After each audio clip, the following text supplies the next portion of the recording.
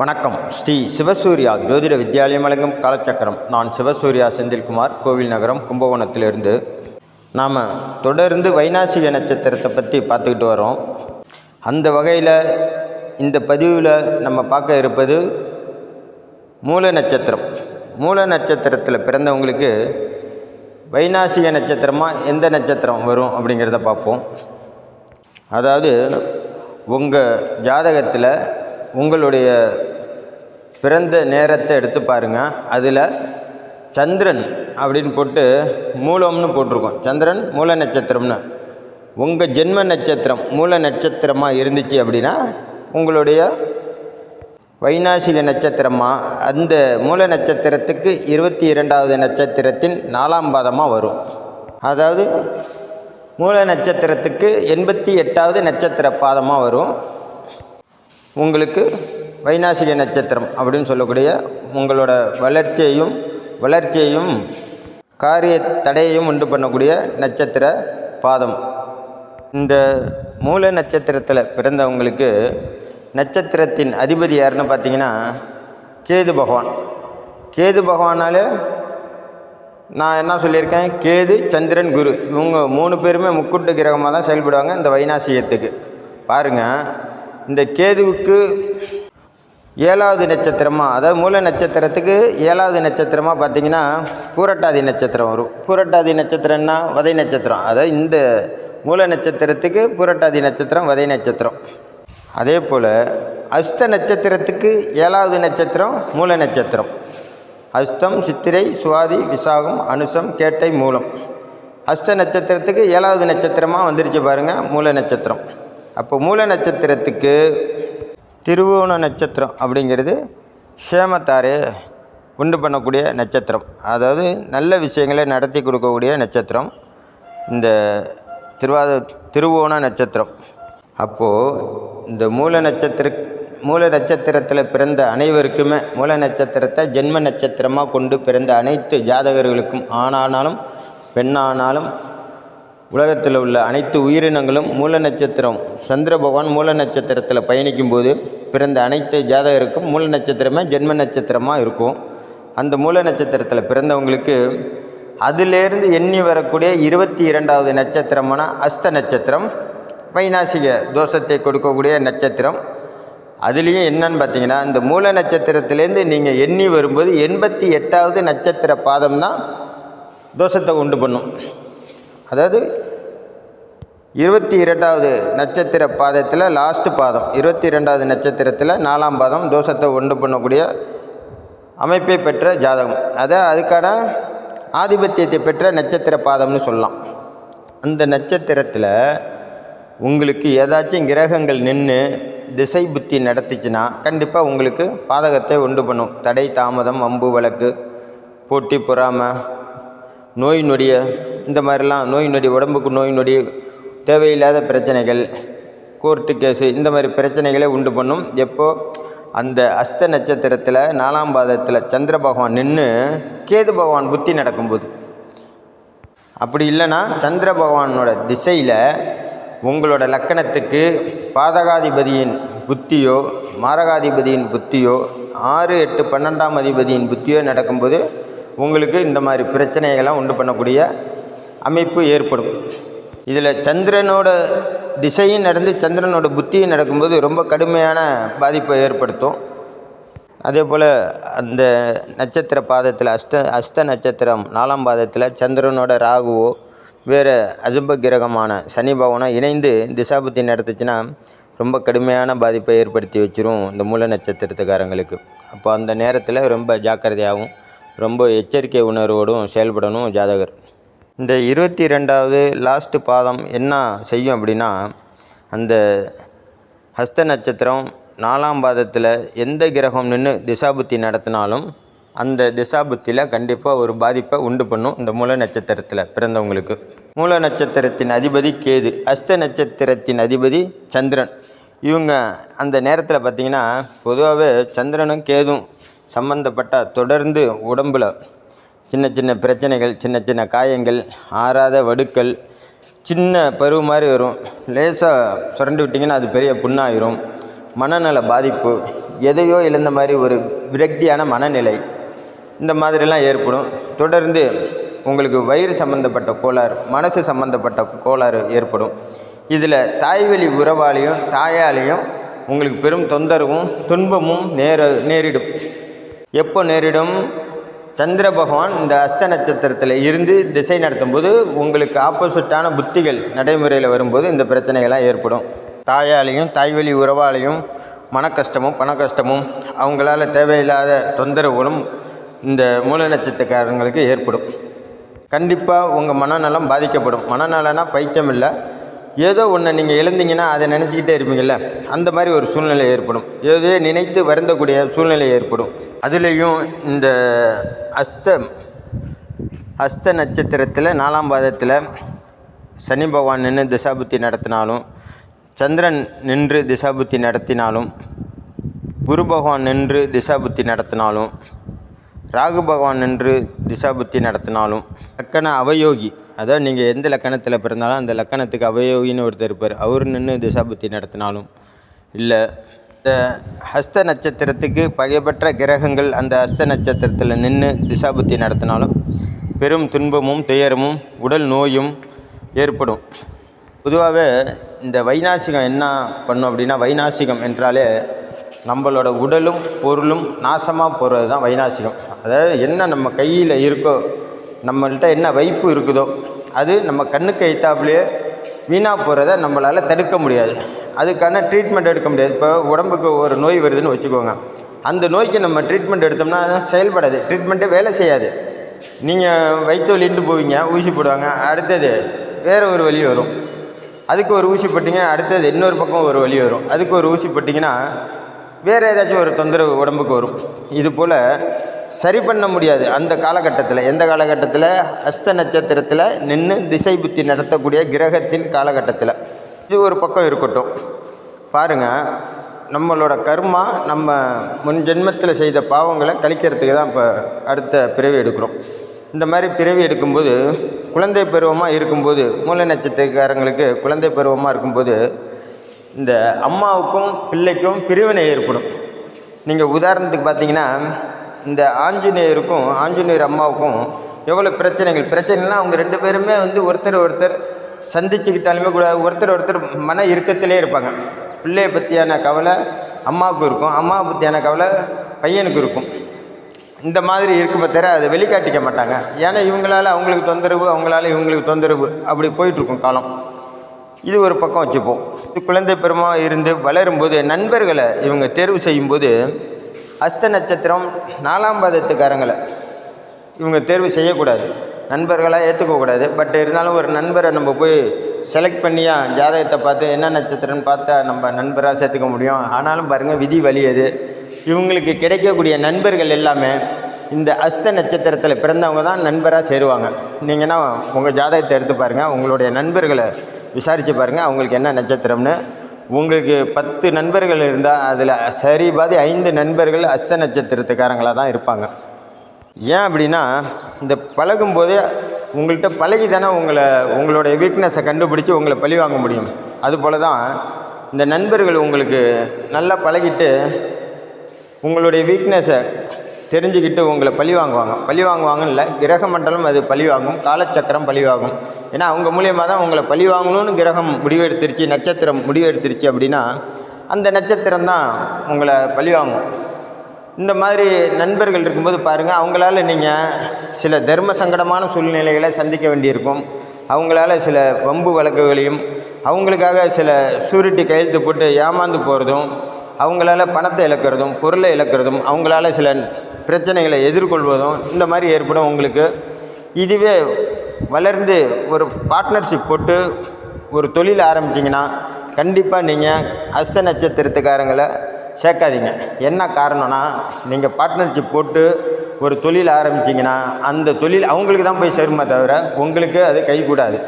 நீங்கள் போட்ட முதலுக்கு காசு வேணால் கூட கொடுத்துருவாங்க அவங்க, ஆனால் அந்த பொருளை அந்த வளர்ச்சியை உங்களோட எதிர்பாலினம், அதாவது ஹஸ்த நட்சத்திரத்துக்கார நண்பர்கள் தான் அதை பயன்படுத்தி அனுபவிப்பாங்க. அதை உங்கள்கிட்டருந்து அவங்க கைப்பற்றிடுவாங்க, உங்களை அவங்க பழி வாங்கிடுவாங்க. இது உங்களை உடல் ரீதியாகவும் மன ரீதியாகவும் பாதிக்கும். இந்த மாதிரி ஒரு சூழ்நிலையில் நீங்கள் நண்பர்களை தேர்வு செய்து அதுக்கப்புறம் ஒரு பார்ட்னர்ஷிப் போட்டு தொழில் தொடங்குங்க. அடுத்து மனைவியை தேர்ந்தெடுக்கும்போது நீங்கள் கொண்டு போய் ஒரு நல்ல கற்றறிந்த ஜோதிட வித்வான்கிட்ட கொடுத்தீங்கன்னா அவங்க ஜாதக பொருத்தம் பார்க்கும்போது கண்டிப்பாக இது வைனாசிக நட்சத்திரம் சேர்க்க வேண்டாம் அப்படின்றாங்க. பொதுவாகவே இது பொண்ணோட நட்சத்திரத்துக்குலேருந்து தான் எண்ணுவாங்க மாப்பிள்ளை நட்சத்திரத்தை. என்ன காரணம்னா பெண்ணுக்கு அதிகாலத்தில் பெண் பாதுகாப்பாக இருக்கணும், போகிற இடத்துல பெண் சந்தோஷமாக இருக்கணும், அவருக்கும் கணவருக்கும் சண்டை வரக்கூடாது, கணவரால் பெண் வதைப்படக்கூடாது அப்படிங்கிற கான்செப்டுக்காக தான் இந்த நட்சத்திரத்தை பெண் நட்சத்திரத்துலேருந்து எண்ண ஆரம்பித்தாங்க. அந்த வகையில் பார்த்திங்கன்னா இந்த மூல நட்சத்திரத்தில் பிறந்த ஜாதகரையும் ஹஸ்த நட்சத்திரத்தில் பிறந்த ஜாதகரையும் எந்த ஜோதிடரும் இணைக்க மாட்டாங்க. ஜாதகம் பார்க்கும்போது அந்த மாதிரி நட்சத்திர பொருத்தம் இல்லைன்னா அனுப்பிவிட்ருவாங்க. இது வைனாசிக நட்சத்திரமாக வருது, அந்த நட்சத்திரத்துக்கு இது வதை நட்சத்திரமாக வருது, 2 பேரும் சேர்ந்தால் பிரிவினை ஏற்பட்டுரும், 2 பேரும் பிரிஞ்சிருவாங்க, இதை சேர்க்க வேண்டாம் அப்படின்னு சொல்லி அனுப்பிவிட்ருவாங்க. ஆனாலும் பாருங்கள், விதி வலியை தான் வேலை செய்யும்போது, விதி வலிமையாக அந்த ஜாதகரை பழி வாங்கணும் அப்படின்னு நட்சத்திரம் நினச்சிருச்சு. ஏன்னா அதுதானே வதை நட்சத்திரம், இந்த ஜாதகரை வதைக்கணும்ல. இது வைனாசிக நட்சத்திரம் தான். வைனாசிக நட்சத்திரம் அப்படிங்கிறது ஹஸ்த நட்சத்திரம். அந்த ஹஸ்த நட்சத்திரம் தானே இந்த மூல நட்சத்திரத்துக்காரங்களை பழி வாங்கணும் அப்படின்னு இருக்குது. அப்போது காதல் திருமணம் எல்லாருக்கும் ஒரே மாதிரியாக ஜாதகம் பார்த்து திருமணம் பண்ணுறாங்க. காதல் திருமணம் பண்ணும்போது இதெல்லாம் பார்க்க மாட்டாங்க. காதலிக்கும் போது ஜாதகத்தை பார்த்தா காதலிப்பாங்க. திருமணம் ஆயிரும், இழுத்துட்டு போய் கோயிலில் வச்சு கல்யாணம் பண்ணிடுவாங்க. இல்லை ஏதோ ஒரு விதமாக கல்யாணத்தை பண்ணிடுறாங்கன்னு வச்சுங்க. கல்யாணத்துக்கு பிறகு அவங்கள்ட்ட பொருளாதாரம் இருக்கிற வரைக்கும் சுமூகமாக போயிடும். அதுக்கப்புறம் தான் இந்த வைனாசிக நட்சத்திரமும் வதை நட்சத்திரமும் ஒன்றோடு ஒன்று போட்டி போட்டுக்கொண்டு ஒன்றால் நான் கெட்டேன், என்னால் நீ கெட்ட அப்படிங்கிற மாதிரி அங்கே பிரச்சனை ஆரம்பித்து அந்த ஜாதகருக்குள்ள மன வருத்தத்தையும் உடல் வலிமையையும் குன்ற வச்சிடும். மன வலிமை இருந்தால் தான் உடல் வலிமையாக இருக்கும். மனசு உடஞ்சி போயிட்டா அப்படியே வீட்டில் 2 பேரும் முடங்கிடுவாங்க. என்ன ஆகும் அப்படின்னா, இவங்க தன்னோட கஷ்டத்தை வெளியில் சொல்ல முடியாமல், அப்பா அம்மாட்ட சொல்ல முடியாமல் ரொம்ப ஏங்கி வாழ்க்கையை மனதாலும் உடலாலும் அப்படியே வீணாக போவாங்க. அதுதான் வைனாசிகத்தோட வேலை. தான் கண்ணு முன்னாடியே நமக்கே தெரியுது நம்ம வீணாக போகிறோம் அப்படிங்கிறது. அதை உள்ளூர உணர்த்தக்கூடிய வேலை தான் இந்த வைனாசிக நட்சத்திரத்தோட வேலை. சரி, இதிலேருந்து இவங்க இல்லை எனக்கு இந்த மாதிரிலாம் இல்லை, நான் நல்லபடியாக தான் இருக்கேன் அப்படின்னா கர்மா நல்லா இருக்குதுன்னு அர்த்தம். இதையும் மீறி அவங்களுக்கு கர்மா வலிமையானது, கர்மாவை அனுபவிச்சு ஆகணும் அப்படின்னு பார்த்தீங்கன்னா, எப்படியாச்சும் இந்த நட்சத்திரம் பழி வாங்கணும் அப்படின்னு முடிவு பண்ணி இவங்களுக்கு ஒரு வலிமையான தோஷத்தை உண்டு பண்ணணும்னு நினச்சிது அப்படின்னா, இவங்களுக்கு இந்த ஜாதகர்களுக்கு பிறக்கக்கூடிய குழந்தைங்களை பார்த்திங்கன்னா கண்டிப்பாக இந்த அஸ்த நட்சத்திரத்தில் தான் குழந்தைங்க பிறக்கும். ஆண் குழந்தையாக இருந்தாலும் பெண் குழந்தையாக இருந்தாலும் அஸ்த நட்சத்திரத்தில் சந்திர பகவான் பயணிக்கும் போது குழந்தை பிறந்துடும். அப்படி இல்லைன்னா அஸ்த நட்சத்திரத்தில் லக்கண புள்ளி விழுந்துடும். அதாவது சந்திரன் பயணிக்கும் போது ராசி சந்திரன் பயணிக்கும் போது ஜென்ம நட்சத்திரத்தில் குழந்தை பிறந்துருச்சுன்னா கூட நீங்கள் சமாளிச்சிடலாம் அந்த ஜாதகர்.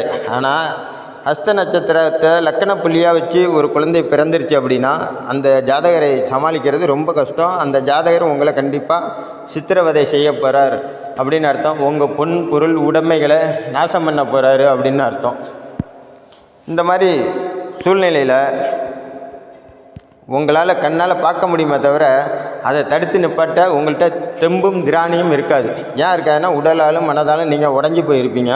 சரி, அது பண்ணுறத பண்ணிட்டு போட்டும் போ அப்படின்னு காலத்தை விட்டுருவீங்க, அதை காலத்துக்கிட்டே விட்டுருவீங்க, நடக்கிறதே நடக்கட்டும் அப்படின்னு. அதை பார்த்து உள்ளுக்குள்ளே நீங்கள் புழுங்கிறது தான் வைனாசிகத்தோட வேலை. இது இந்த உங்கள் குழந்தைங்க வளர வளர என்ன பண்ணும், நீ என்ன சொல்கிற நான் என்ன கேட்குறது போப்பா அப்படின்னு சொல்லும்போது பிள்ளைங்க உங்களை எய்த்து பேசும்போது உங்களோட மனசும் உடலும் எப்படி இருக்கும், தளர்ந்து போயிடும். அந்த மாதிரி ஒரு சூழ்நிலை தான் ஏற்படுத்திடும் இந்த வைனாசிக நட்சத்திரம். சரி, இதையும் மீறி இதெல்லாம் இல்லை அப்படின்னா உங்கள் வீட்டிலையே உங்களுக்கு எதிரான, அதாவது மூல நட்சத்திரத்தில் நீங்கள் பிறந்து இருந்தீங்கன்னா உங்கள் அப்பாவுக்கு அஸ்த நட்சத்திரமாக இருக்கலாம், அல்லது உங்கள் அம்மாவுக்கு அஸ்த நட்சத்திரமாக இருக்கலாம். அதுவும் இல்லைன்னா உங்கள் உடன் பிறந்த அண்ணன் தம்பிக்கு அஸ்த நட்சத்திரமாக இருக்கலாம், இல்லைன்னா உடன் பிறந்த அக்கா தங்கச்சிக்கு அஸ்த நட்சத்திரமாக இருக்கலாம். இதையெல்லாம் மீறி திருமணத்துக்கு அப்புறம் எதுவுமே இல்லை அப்படின்னா கண்டிப்பாக உங்களுடைய மாமனார் மாமியாவுக்கு அஸ்த நட்சத்திரமாக இருக்கலாம், இல்லை உங்கள் மாமா அத்தைக்கு அஸ்த நட்சத்திரமாக இருக்கலாம். அப்படி இல்லைன்னா உங்கள் தாத்தா பாட்டிக்கு அஸ்த நட்சத்திரமாக இருக்கலாம். நீங்கள் நல்லா ஆராய்ச்சி பண்ணி பாருங்கள். அவங்களால கண்டிப்பாக நீங்கள் பாதிக்கப்படுவீங்க. அவங்களால உங்களோட மனமும் உடலும் பாதிக்கப்படும். உங்களோட பொருள் வீணாக போகும். அதை நீங்கள் அவங்கள நம்பி ஏதாச்சும் ஒரு விஷயம் சொல்லியிருப்பீங்க, செஞ்சு கொடுத்துருப்பீங்க, அது பிரயோஜனம் இல்லாமல் போயிடும். அவங்கள நம்பி பணம் கொடுத்துருப்பீங்க, அதை வாங்க முடியாத சூழ்நிலையாக போயிருக்கும். அவங்களுக்காக சில பேரை எதிர்க்க வேண்டி இருந்திருக்கும். அவங்களுக்காக யார்கிட்டயாச்சும் சண்டை போட்டிருப்பீங்க. இப்படி அவங்களால உங்களுக்கு நிறைய மன உளைச்சலும் பண உளைச்சலும் வாழ்வாதாரமும் பாதிக்கப்படும். மெயினாக காரிய தடை ஏற்படும். அவங்களால உங்களுக்கு கண்டிப்பாக சின்ன சின்ன பிரச்சனைகளை சந்தித்து அதிலேருந்து நீங்கள் விடுபட வேண்டிய சூழ்நிலை இருக்கும். இது எல்லாமே உங்களுக்கு இந்த அஸ்த நட்சத்திரத்தில் கிரகங்கள் நின்று திசாபுத்தி நடக்கும்போது நடக்கும். எப்பயுமே நடக்குமானா நடக்காது. அந்த நட்சத்திரத்தில் கிரகங்கள் இல்லைன்னா நீங்கள் பயப்படவே தேவையில்லை. உங்களோட கர்மா நல்லா தான் இருக்குது அப்படின்னு அர்த்தம். அதனால் நீங்கள் ஒரி பண்ணிக்க வேண்டாம். அதே நேரத்தில் அந்த அஸ்த நட்சத்திரம் 4ஆம் பாதத்தில் கோச்சாரத்தில் கிரகங்கள் பயணிக்கும்போது அது எந்த கிரகம் போனாலும், உங்களுக்கு யோகாதிபதியாக போனாலும், யோகாதிபதி உங்களுடைய யோகா லக்கண யோகர் போனாலும், லக்கண அவயோகி போனாலும், பாக்கியாதிபதி போனாலும், பூர்வ புண்ணியாதிபதி போனாலும், உங்களுடைய கர்ணநாதன் போனாலும், அந்த நட்சத்திரத்தோட வேலை என்னென்னா யார் போனாலும் சரி தான். இப்போ பஸ் ஸ்டாண்டுனா பஸ்ஸு போய் நிற்கிறதுக்கு தான் பஸ் ஸ்டாண்டு. அதே போல் இந்த நட்சத்திரத்தோட வேலை என்ன அப்படின்னா, எந்த கிரகம் போனாலும் அந்த கிரகத்தை வச்சு உங்களை வதை பண்ணக்கூடிய வேலை தான் இந்த நட்சத்திரத்தோட வேலை. எந்த கிரகம் போனாலும் அதை தன்னோட கைப்பாவையாக பயன்படுத்தி அந்த கிரகத்தின் மூலியமாக இந்த நட்சத்திர பாதம் என்ன பண்ணுன்னா, இந்த மூல நட்சத்திரத்தில் பிறந்தவங்களை பழிவாங்கும். ஏதோ ஒரு ரூபத்தில் பழிவாங்கும். அதில் ஒவ்வொரு கிரகமும் போகும்போது அது அதுக்கான காரகத்துவம் இருக்குல்ல, அதை வச்சு பழிவாங்கும். இப்போ உதாரணத்துக்கு சனி பகவான் போகிறாருன்னு வச்சுங்க. சனி பகவானோட காரகத்துவம்னா ஆயுள். இந்த ஆயுள் வச்சு உங்களை பிரச்சனை பண்ணும். அப்போ பார்த்தீங்கன்னா அந்த சனி பகவான் கோச்சாரத்தில் அந்த ஒரு நட்சத்திர பாதத்தை கடக்கும்போது குறைச்சால 100 நாள் ஆகும். இந்த 100 நாளுக்குள்ளே உங்களுக்கு ஒரு ஆயுள் பயத்தை ஏற்படுத்திடும் சனி பகவான். சந்திர பகவான் பயணிக்கும்போது 27 நாளைக்கு ஒரு முறை பயணிப்பார். அப்போ அது உங்களுக்கு ரொட்டீனாக பயணிக்கிறனால அது உங்களுக்கு அனுபவமாக போயிடும். இந்த மாதிரி போனாலே இந்த மாதத்தில் ஒரு வாட்டி இது மாதிரி ஏதாச்சும் ஒரு மன உளைச்சல் ஏற்படுறதுனா விடு அப்படின்ற மாதிரி உங்களுக்கு தெரியும். உங்கள் அம்மாவுக்கும் உங்களுக்கும் சண்டை வரலாம், இல்லை உங்கள் உடன் பிறந்தவர்களுக்கும் உங்களுக்கு சண்டை வரலாம். இந்த மாதிரி சின்ன சின்ன பிரச்சனைகள் வரும்போது அது ரொட்டீனாக மாதம் நடக்கிறனால அது பெரிய விஷயமா தெரியாது. ஏன்னா சந்திர பகவான் அதில் ஒரு 6 மணி நேரம் தான் நிற்பார். உள்ளே பூந்து வெளில வர்றதுக்கு 6 மணி நேரம் வந்துடுவாருன்னு வச்சுக்கோங்க. அந்த 6 மணி நேரத்துக்குள்ளேயே திடீர்னு சின்ன சின்ன விபத்துக்கள்லாம் ஏற்படும். ஏன் ஏற்படும்னா, அந்த நட்சத்திர பாதத்தை சனி பகவான் பார்த்தாரு, இல்லை ராகு கேது பார்த்துச்சுன்னா இந்த மாதிரி பிரச்சனைகள் ஏற்படும். அந்த நட்சத்திரத்தின் அதிபதி தானே அங்கே வர்றாரு. அப்போ கோச்சாரத்தில் 27 நாளைக்கு ஒரு முறை. அந்த நேரத்தில் கண்டிப்பாக இந்த மாதிரி பிரச்சனைகளை ஏற்படுத்துவார்.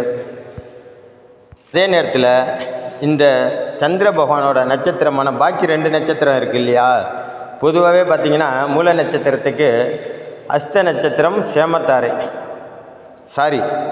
மூல நட்சத்திரத்துக்கு திருவோண நட்சத்திரம் சேமத்தாரை. அப்போது அடுத்த நட்சத்திரம் என்னான்னு பார்த்தீங்கன்னா ரோகிணி நட்சத்திரம். அதுவும் உங்களுக்கு சேமத்தாரை. ரோகிணி நட்சத்திரம் 13வது நட்சத்திரம் சேமத்தாரை. அப்போது 22வது நட்சத்திரமான அஸ்த நட்சத்திரமும் சேமத்தாரையில் தான் வரணும்.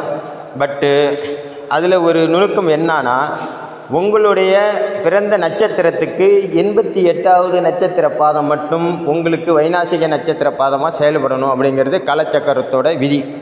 பாருங்கள், அப்போ அந்த சேமத்தாரையிலே ஒரு பகுதியை உங்களுக்கு கெடுதல் பண்ணணும் அப்படிங்கிறது காலச்சக்கரத்தோட விதி. அது கண்டிப்பாக அதில் கோச்சாரத்தில் எந்த கிரகம் போனாலும் நின்னாலும் உங்களுக்கு ஜாதகருக்கு கெடுதல் பண்ணியே தீரும். சரி, இந்த மாதிரி சூழ்நிலையில் இதுக்கு ஏதாச்சும் ஒரு ரெவன்யூ இருக்கா, இதுக்கெல்லாம் பரிகாரமே இல்லையா அப்படின்னா இருக்குங்க. அதுக்காக தான் ஜோதிடம், கோவில் எல்லாமே கட்டி வச்சுருக்கிறாங்க. அந்த வகையில் பார்க்கும்போது இந்த மூல நட்சத்திரத்துக்காரங்க போக வேண்டிய கோவில் அப்படின்னு பார்த்திங்கன்னா, பொதுவாகவே சந்திர பகவான் சம்மந்தப்பட்ட பெண் தெய்வங்கள் தான் வரும். பெண் தெய்வங்கள், சாந்தமான பெண் தெய்வங்கள் தான் வருவாங்க. அதுலேயும் இந்த அஸ்த நட்சத்திரத்துக்கு எந்த கோவில்னு பார்த்திங்கன்னா திருச்சானூர் பத்மாவதி தாயார். நான் சொல்கிறது எல்லாமே உங்களோட ஜென்ம நட்சத்திரத்துக்கு இல்லை, உங்களுடைய வைநாசிக நட்சத்திரத்துக்கு, உங்களை தொந்தரவு செய்யக்கூடிய நட்சத்திரத்துக்கு நம்ம சொல்லக்கூடிய பரிகாரங்கள் எல்லாமே உங்களுடைய வைநாசிக நட்சத்திரத்துக்கு தான். அப்போது நீங்கள் அஸ்த நட்சத்திரத்தை அன்னைக்கு திருச்சானூர் போகணும். திருச்சானூர் பத்மாவதி தாயாரை தரிசனம் பண்ணணும். இது எப்படி தரிசனம் பண்ணணும்? திருப்பதிக்கு போயிட்டு தான் நீங்கள் திருச்சானூர் போகணும். என்ன காரணம்னு கேட்டிங்கன்னா, பெருமாளை வணங்கிட்டு பத்மாவதி தாயாரை போட்டிங்கன்னா கூடுதல் சிறப்பு. திருப்பதி போகிறீங்க, அப்போது பெருமாளை தரிசித்து நீங்கள் பத்மாவதி தாயாரை போய் பார்க்கும்போது மிகச்சிறந்த யோக பலனை உங்களுக்கு வாரி வழங்குவார் அந்த பத்மாவதி தாயார். பத்மாவதி தாயாருக்கு போகும்போது தாயாருக்கு குங்குமத்தால் அர்ச்சனை பண்ண சொல்லுங்கள். அந்த குருக்கள்கிட்ட தாயாருக்கு ஒரு மாலை வாங்கி கொடுத்து உங்கள் பேரில் ஒரு அர்ச்சனை பண்ணிக்கோங்க. இது நீங்கள் வீட்டை விட்டு கிளம்பும்போது, ஏன்னா திருப்பதி அப்படிங்கிறவங்க அங்கேயே இருக்கிறவங்க போனாக்கா ஒரு நாளில் போயிட்டு வந்துடலாம். வெளியூர்லேருந்து போகிறவங்க கண்டிப்பாக அதுக்கு ஒரு நாள் டைம் எடுத்துப்பாங்க. அப்போது வீட்டை விட்டு கிளம்புறதுக்கு முன்னாடியே உங்கள் குலதெய்வம் கோயிலுக்கு போக முடிஞ்சால் போயிட்டு வந்துடுங்க. ஏன்னா குலதெய்வம் கோயில் எல்லாருக்குமே பக்கத்தில் இருக்கும் அப்படின்னு சொல்ல முடியாது. பக்கத்தில் இருக்கிறவங்க கோயிலுக்கு போயிட்டு, நான் இந்த மாதிரி பரிகாரத்துக்காக, இந்த மாதிரி இப்போ வைநாசிக தோஷ பரிகாரத்துக்காக கோவிலுக்கு போகிறேன், பத்மாவதி தாயாரை பார்க்க போகிறேன், நீங்கள் என் கூடயே வந்து எனக்கு வழிகாட்டியாக வரணும் அப்படின்னு சொல்லி நல்லா பிரார்த்தனை பண்ணி உங்கள் பேரில் குலதெய்வத்திட்ட ஒரு அர்ச்சனை பண்ணிக்கோங்க. அப்படி இல்லையா, வீட்டிலையே ஒரு தீபத்தை ஏற்றுங்க. நல்ல சுத்தமான விளக்கை நல்லா கழுவிட்டு ஒரு தாம்பாளத்தில் பச்சரிசியை வச்சு அது மேலே ஒரு வெத்தலையை வச்சு இந்த விளக்குக்கு மஞ்சள் குங்குமம்லாம் வச்சு அதில் 2 புஷ்பத்தை மேலே வச்சு எண்ணெய் விட்டு தாமரைத்தண்டு திருநூலும் பஞ்சு திருநூலும் 2 திருநூலை பின்னி தான் போடணும் தீபம் ஏற்றும்போது. அந்த மாதிரி போட்டு ஒரு தீபத்தை ஏற்றி அந்த தாம்பாளத்தில் ஒரு எலுமிச்சம்பழத்தை வச்சு 2 பத்தியை கொளுத்தி வச்சு, அம்மா உன்னோட சன்னதிக்கு என்னால் வர முடியல, நான் இந்த மாதிரி திருச்சானூர் போகணும், வைநாசிக தோஷத்துக்கு நிவர்த்திக்காக சொல்லியிருக்கிறாங்க, என் கூடயே நீ வந்து எனக்கு வழிகாட்டியாக வரணும், வாமா தாயே அப்படின்னு சொல்லி அந்த தீபத்தை பார்த்து வேண்டுங்க. ஏன்னா நீங்கள் குலதெய்வத்தை நினச்சி வேண்டுனாலே தெய்வம் வீட்டுக்கு வந்துடும். அதில் தெய்வம் வீட்டுக்கு வந்துச்சுன்னா உங்களுக்கு எப்படி காட்சி கொடுக்கும்? ஜோதி ரூபத்தில் தான் காட்சி கொடுக்கும். அதனால் நீங்கள் அந்த தீபம் தான் குலதெய்வம் நினச்சி மனதார பிரார்த்தனை பண்ணிக்கோங்க. அந்த விளக்குக்கு தீபம் எரியும்போது அந்த சுடருக்கு சூடம்பத்தி சாம்பிராணி காட்டி நல்லா வேண்டிக்கிட்டு கோவிலுக்கு போங்க. கோவிலுக்கு போயிட்டு நீங்கள் சந்திரனுக்காக தான் போகிறீங்க. ஏன்னா சந்திரனோட நட்சத்திரம் இல்லையா, ஹஸ்த நட்சத்திரம். அப்போ அந்த வைநாசிக நட்சத்திர தோஷம் நிவர்த்திக்காக தான் நீங்கள் திருச்சானூர் போகிறீங்க.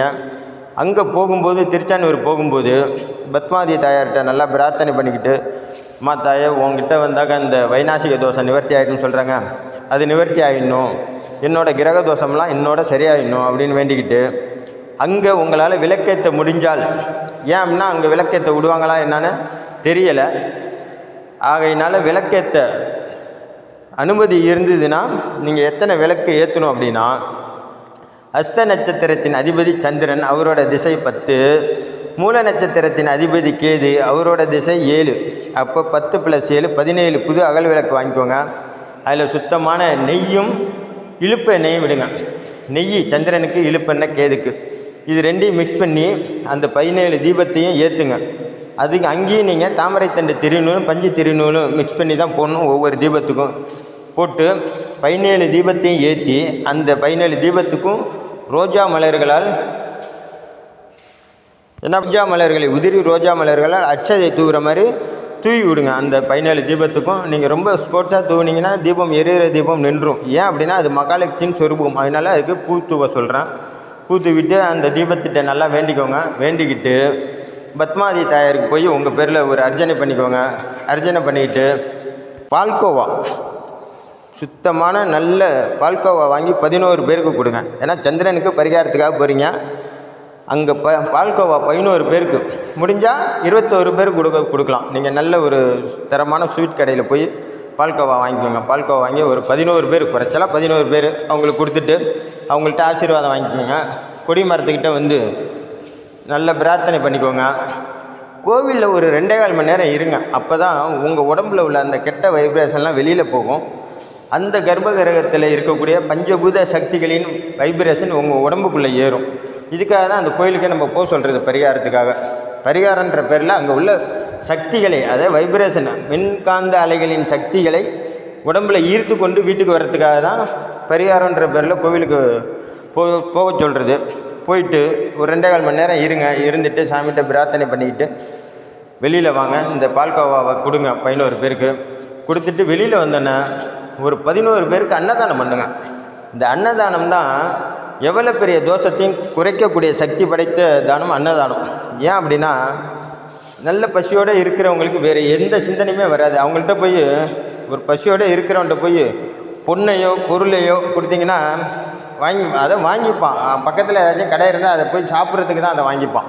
அந்த நேரத்துக்கு அவனுக்கு தேடல் வந்து பசி, அதுக்கான உணவு, இதை தான் அவன் எதிர்பார்த்து இருப்பான். அப்போ ஆகையினால் நீங்கள் சாப்பாடு ஒரு 11 பேர் 11 அப்படிங்கிறது என்னான்னு கேட்டிங்கன்னா வெற்றிக்கு வழிவகை செய்யக்கூடியது. பொதுவாகவே இந்த ஜாதக கட்டத்தில் பார்த்திங்கன்னா 11ஆம் வீடு லாபஸ்தானம் அப்படின்னு ஒரு அமைப்பு உண்டு. இதே கான்செப்ட் தான். நீங்கள் கோவிலில் 11 முறை சுற்றணும், அதே போல் வெளியில் ஸ்வீட்டு 11 பேருக்கு கொடுக்கணும், வெளியில் வந்த பிறகு 11 பேருக்கு அன்னதானம் பண்ணணும். அன்னதானம் சாப்பாடும் வாட்டர் பாட்டிலும் வாங்கி கொடுத்து அவங்கள்ட்ட ஆசீர்வாதம் வாங்கிக்கோங்க.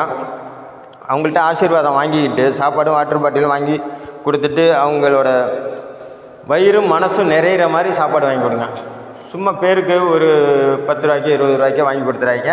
ஒரு சாப்பாடு வாங்கி கொடுத்து அவங்க சாப்பிட்டாங்கன்னா திருப்தியாக இருக்கணும் அவங்களுக்கு. அந்த மாதிரி வாங்கி கொடுங்க. இதை பெரும்பாலும் பெண்மணிகளுக்கு வாங்கி கொடுங்க. சந்திரன் என்பது தாய்மார்களை சேர்ந்தது. தாய்மார்கள் உங்களுக்கு தாய்மார் யாரெல்லாம் தோன்றுறாங்களோ அவங்கள தாயாய் நினைத்து எங்கள் அம்மாவுக்கு நான் செய்கிறேன் அப்படிங்கிற மாதிரி வாங்கி கொடுங்க.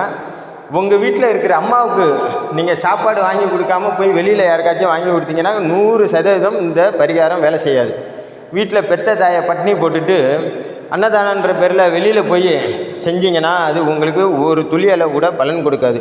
அதனால் வீட்டில் உங்களுக்கு அம்மா இருந்தாக்கா அவங்க வயிறை குளிர வச்சுட்டு அதுக்கப்புறம் நீங்கள் போங்க கோயிலுக்கு போய் இந்த 11 பேருக்கு அன்னதானம் பண்ணுங்கள். வாட்டர் பாட்டில் வாங்கி கொடுங்க. அவங்க சாப்பிட்டுட்டு அவங்க வயிறும் மனசும் நிறைஞ்சி அப்பாடி அப்படிங்கும்போது அவங்களோட வாய் வாழ்த்துதோ இல்லையோ வயிறு வாழ்த்தும். ஏன்னா சாப்பிட்ட பிறகு தானே மனசு நிறையும். யார் ஒருத்தருக்குமே பசியோடு இருக்கும்போது மனசு உடஞ்சி போய் மனசு சஞ்சலமாகவும் சலசலப்பாகவும் தான் இருக்கும்.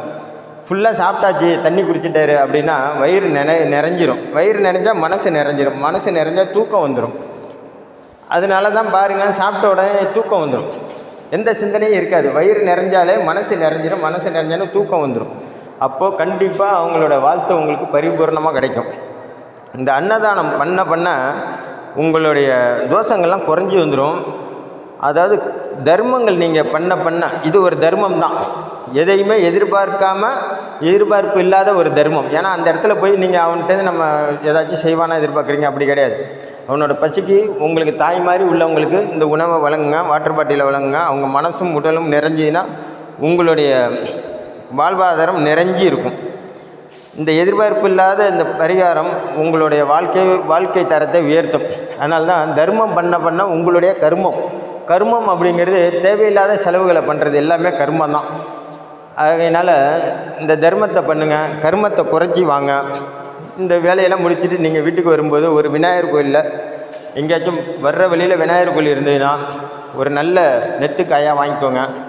கோயிலுக்கு போங்க, ஒரு தீபத்தை ஏற்றுங்க. தீபம் ஏற்ற முடியா ஒரு சூடத்தை ஏற்றுங்க, பிரார்த்தனை பண்ணிக்கோங்க. இந்த மாதிரி கோயிலுக்கு போயிட்டு வந்தேன், இந்த தோஷனையோட நிவர்த்தி ஆகணும், மூத்த கடவுளே முதல் கடவுளே அப்படின்னு வேண்டிக்கோங்க. விநாயகர் பெருமானை 3 முறை சுற்றி வாங்க. இந்த தேங்காயும் உங்கள் தலையை 3 முறை சுற்றுங்க. விநாயகர்கிட்ட போட்டு ஒரே அடித்து செதறி தேங்காயை விட்டுருங்க. சில்லாக செதறி ஓடிடுச்சுன்னா உங்களுடைய வைநாசிக தோஷமும் சில்லாக செதறி ஓடிடுங்க. நேராக வீட்டுக்கு வாங்க. வீட்டுக்கு வந்து அந்த குலதெய்வத்துக்கு நீங்கள் தீபம் ஏற்றி வச்சுட்டு கிளம்புனீங்க இல்லையா, இப்போ வந்த பிறகு அதே குலதெய்வத்துக்கு தீபம் எரிஞ்சிட்டு இருந்துன்னா திரும்ப நெய் விட்டு திரும்ப அதே சுடர் விட்டு எரிய விடுங்க. நின்றுச்சுன்னா திரும்பவும் தீபத்தை ஏற்றி குலதெய்வத்தை நினச்சி தீபத்தை ஏற்றுங்க. 2 பத்தியை கொளுத்தி வைங்க. போயிட்டு வந்துட்டேன் தாயே ரொம்ப நன்றி அப்படின்னு குலதெய்வத்துக்கு ஒரு நன்றியை சொல்லிவிட்டு அந்த எலுமிச்சம்பழத்தை எடுத்து கட் பண்ணி ஜூஸ் போட்டு சர்க்கரையும் உப்பும் போட்டு, ஏன் அப்படின்னா உப்பு அப்படிங்கிறது மகாலட்சுமியின் சொரூபம், சர்க்கரை அப்படிங்கிறது சுக்கிரனின் சொரூபம். இதுவுமே மகாலட்சுமியோட சொரூபம் தான். ஆகையினால சர்க்கரையும் உப்பும் போட்டு நீங்கள் இந்த தோசை நிவர்த்திக்காக கோயிலுக்கு போய்ட்டு வந்தீங்க இல்லையா, அவங்க முதல்ல குடிங்க. அதுக்கப்புறம் வீட்டில் இருக்கிறவங்க எல்லோரும் குடிங்க. இந்த தோலை கொண்டு போய் கால்படாத இடத்துல எங்கேயாச்சும் தூரம் போட்டுருங்க. ஏன்னா கால் படக்கூடாது. ஏன்னா அதை குலதெய்வமாக நினச்சி தான் நம்ம அங்கே வைக்கிறோம். குலதெய்வத்துக்கு காணிக்கையாக தான் அந்த பழத்தை வச்சுருக்கோம். வந்தோடனே அந்த ஜூஸை போட்டு குடிச்சிட்டு உங்களுடைய அன்றாட வேலையை பாருங்கள். கண்டிப்பாக எண்ணி 48 நாளில் உங்களுக்கு வைநாசிக தோஷம் முழுமையாக நீங்கிருங்க. நீங்கள் இது வரைக்கும் நம்ம சேனலை சப்ஸ்கிரைப் பண்ணாமல் பார்த்தீங்கன்னா தயவுசெய்து சப்ஸ்கிரைப் பண்ணி பாருங்கள். அது உங்களுக்கு ரொம்ப யூஸ்ஃபுல்லாக இருக்கும். அது 2வது என்னோடய சேனலுக்கு சப்போர்ட்டாகவும் இருக்கும். இந்த பதிவு உங்களுக்கு பிடிச்சிருந்துன்னா மற்றவங்களுக்கும் பயனுள்ளதாக இருக்கும்னு நினச்சிங்கன்னா மற்றவங்களுக்கு ஷேர் பண்ணுங்கள். நன்றி, வணக்கம். நல்லதே நடக்கும். வாழ்க வளமுடன். அடுத்த பதிவில் பூராட நட்சத்திரத்தை பற்றி பார்ப்போம்.